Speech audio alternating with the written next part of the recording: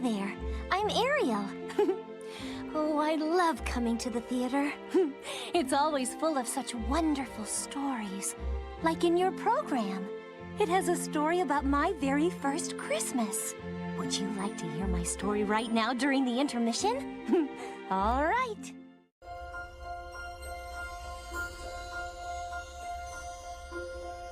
The Little Mermaid 2 returned to the sea. Aboard an elegant royal schooner, Ariel, Prince Eric, and their newborn daughter Melody sailed toward a very special family reunion. Ariel's father, King Triton, and a host of merfolk rose from the waves. Ariel and Eric waited happily to present beautiful baby Melody to her proud grandpa. Triton was delighted to meet his baby granddaughter. He gave her a beautiful golden locket, which magically revealed her heritage as a part of the Mer world. The joyous celebration was suddenly interrupted by the appearance of Ursula's sinister sister Morgana and her hench shark Undertow. The wicked sea witch tried to kidnap the baby Melody, but Eric, Ariel, and Triton foiled her terrible plan. The evil Morgana screamed to the Sea King, "This isn't the end, Triton! It's just the beginning!" With that, Morgana disappeared into a funnel of foaming dark water. Ariel and Eric decided that the best way to protect their daughter from Morgana was to build a mighty wall separating their castle from the sea. The worried parents also decided to keep the truth about Melody's mermaid heritage a secret from her. She was forbidden to venture into the ocean. Triton was heartbroken that he could not watch his precious granddaughter grow, but he understood Ariel's decision. Sadly, Triton threw the locket into the sea. He assigned his faithful crustacean confidant Sebastian to keep a watchful eye on Melody. 12 years passed, and Melody grew up filled with a headstrong spirit and a deep love of the sea. Unbeknownst to her parents, Melody often breached the giant wall, visiting with her sea friends and adding to her impressive collection of underwater treasures. For Melody, something was missing. Much as her mother Ariel once longed for life above the ocean's surface, Melody dreamt of a life beneath the waves. One day, on the bottom of the ocean, Melody discovered a beautiful locket bearing her name. Ariel was too frightened to explain to Melody what the locket meant or where it came from. Angry and confused, Melody rowed off into the open sea to learn the meaning of the locket. Sebastian watched helplessly as Melody's little boat sailed away. Over the years, hidden in her iceberg fortress, Morgana had been keeping a watchful eye on Melody through a glowing magical orb. As Melody rowed out to sea, Morgana saw that her moment of evil opportunity had finally arrived. The wicked sea witch immediately sent Undertow to lure the defenseless Melody to Morgana's watery lair.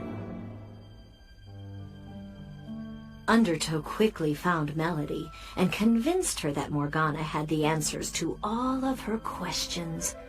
All she had to do was follow him. The crafty sea witch welcomed the innocent Melody to her palace. Morgana used a potion left behind by Ursula to magically transform Melody into a mermaid. Morgana told Melody that the spell would last only if she returned with King Triton's magic trident. The sea witch told her that King Triton was a thief who had stolen the trident. Meanwhile, The frantic Sebastian ran to warn Ariel and Eric that their daughter had gone off to sea all alone. The royal couple immediately sought the help of King Triton. At Ariel and Eric's request, Triton raised his trident and with a brilliant beam of light, magically returned Ariel to her original mermaid form. Ariel was happily reunited with her father and with her childhood companions, Sebastian and Flounder. Together, the three old friends splashed off to rescue Melody. As she searched for King Triton, Melody learned to use her new fins and met an adventurous penguin named Tip and a walrus named Dash. With her new pals, who wanted nothing more than to be heroes, Melody approached the gold and shimmering metropolis of Atlantica, home of King Triton. Melody and her friends secretly entered Triton's throne room and hid under a table. As she watched the worried Triton, Melody got a strange feeling. The Sea King wasn't a thief at all. But Melody, still trusting the evil Morgana, waited for the Mer King to leave the room. After a moment's hesitation, Melody swiftly took the trident. When Ariel arrived, she immediately noticed that her father's trident was missing. She knew that only a descendant of the throne could remove the trident, which meant that Melody must have taken it. Ariel suspected that Morgana was to blame. Returning to the ice fortress, Melody was greeted by a happy and eager Morgana. Just as Melody was ready to hand Morgana the trident, Ariel swam into the room. "You are a mermaid?" Melody and Ariel asked one another at the same time. Melody was heartbroken to discover that her mother had hidden her true identity. Angry and perplexed, Melody gave the trident to Morgana, giving the Sea Witch the power to control the 7 seas. Melody knew instantly that she had made a terrible mistake. Now raging with the power of the trident, Morgana captured Ariel and imprisoned Melody. Triton, Eric, and an army of sea creatures quickly assembled to battle the now powerful Sea Witch. With the power of the trident at Morgana's command, it seemed that all was lost. Even the brave King Triton admitted defeat and bowed down to Morgana. Meanwhile, in an act of bravery worthy of true heroes, Tip and Dash freed Melody from her underwater ice cell. Sebastian took care of Morgana's evil manta rays, Cloak and Dagger. With that, they all splashed away to help King Triton. Summoning all her courage, Melody quietly climbed up behind Morgana.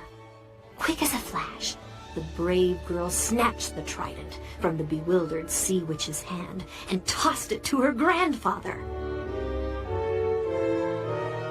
With all his strength and fury, Triton aimed his trident at Morgana. In a blinding green flash, Morgana was imprisoned in an ice block, never to hurt Triton, his family, or his subjects again. With Morgana defeated, Melody was reunited with her parents and embraced her proud grandfather for the very first time. Back at the castle, the power of the trident dissolved the imposing seawall in a luster of golden light. The castle and its inhabitants could once again enjoy the sparkling world of the waves. With Morgana's threatening presence forever removed, the worlds of land and sea finally existed peacefully as one. and Melody's entire family, human and merfolk, live together in harmony.